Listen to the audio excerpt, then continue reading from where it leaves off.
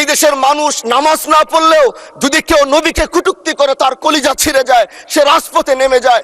আমি বলবো যারা নবীকে কটূক্তি করে, নবীর নামে গালিগালাজ করে, এদের মৃত্যুদণ্ড এই আইনটাও যেন বাংলাদেশের এই সংসদ থেকে পাশ করা হয়। পাইনি। আমি মাননীয় প্রধানমন্ত্রীকে বলবো, আপনি বাংলাদেশে একটি ইতিহাস রচনা করে যাবেন। আপনার মাধ্যমে যদি এটা স্বীকৃতি পায়, যারা নবীকে অস্বীকার করে তারা কোনোদিন মুসলমান থাকতে পারে না, এটা আইনের মাধ্যমে এটা বাংলাদেশের পার্লামেন্ট থেকে ঘোষণা হবে, সেটা আমরা চাই। আজ দাঁড়িয়েছি, হয়তো আমার কথা অনেক লম্বা, আমি জানি না আপনি আমাকে সময় দিবেন কিনা, কিন্তু আমি বলতে চাই মাননীয় স্পিকার, আমরা যেই জায়গা থেকে দাঁড়িয়েছি, বাংলার 30 থেকে 40 লক্ষ উলামায়ে কেরাম আমাদের দিকে তাকিয়ে রয়েছে, কারণ তাদের কণ্ঠ, তাদের সে আওয়াজগুলো আমরা যেন জাতীয় সংসদ থেকে দিতে পারি।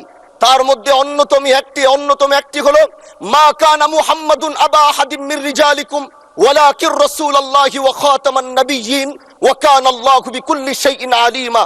আপনি জানেন, নবীর পরে আল্লাহ নবী হচ্ছে আমার ইমানের অংশ, আমার ইমানের পার্ট। তিনাকে ভালোবাসা, তিনার উপর ইমান, এটা আমার ইমানের অংশ। তিনি আমার শেষ নবী, যেটা কোরআন ঘোষণা দিয়েছে। নবীও বলেছে আনা খাতামুন নাবিয়্যিন আলা নাবিয়্যা বাদি, আমি শেষ নবী, আমার পরে কোনো নবী আসবে না। কিন্তু মাননীয় স্পিকার, দুঃখের সাথে বলতে হয়, বাংলাদেশের এরকম একটি পার্ট রয়েছে, যেই পার্টের এক অংশ মানুষ, তারা নবীকে অস্বীকার করে, তারা মুসলমান দাবি করে।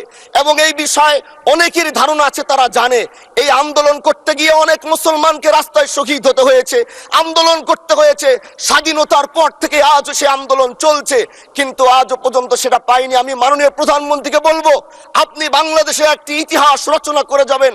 আপনার মাধ্যমে যদি এটা স্বীকৃতি পায়, যারা নবীকে অস্বীকার করে তারা কোনোদিন মুসলমান থাকতে পারে না, এটা আইনের মাধ্যমে এটা বাংলাদেশের পার্লামেন্ট থেকে ঘোষণা হবে, সেটা আমরা চাই। মাননীয় স্পিকার, আরেকটি কথা, আপনি জানেন আমরা আমাদের নবীকে সবচেয়ে বেশি ভালোবাসি, যিনি আখিরি নবী, যাকে বলা হয়েছে ওয়ামা আরসালনাকা ইল্লা রাহমাতাল লিল আলামিন। আমরা বারবার দেখছি কিছুদিন পর পর কারা যেন কিভাবে এসে আল্লাহ নবীর শানে কটূক্তি করে, নবীকে নিয়ে অশ্লীল ভাষায় গালিগালাজ করে, নবীর শানে কটূক্তি করে।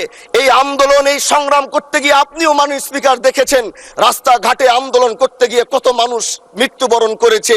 যদি একবার বাংলাদেশের আইনে, কারণ মুসলমান যদি আমাদের বাংলাদেশের পার্সেন্টেজ অনুযায়ী আমাদের অবশ্যই মুসলমানদের সংখ্যা এই দেশে অনেক বেশি। আমরা তো অন্য কিছু চাচ্ছি না। এই দেশের মানুষ নামাজ না পড়লেও যদি কেউ নবীকে কটূক্তি করে তার কলিজা ছিঁড়ে যায়, সে রাজপথে নেমে যায়। আমি বলবো যারা নবীকে কটূক্তি করে, নবীর নামে গালিগালাজ করে, এদের মৃত্যুদণ্ড এই আইনটাও যেন বাংলাদেশের এই সংসদ থেকে পাশ করা হয়।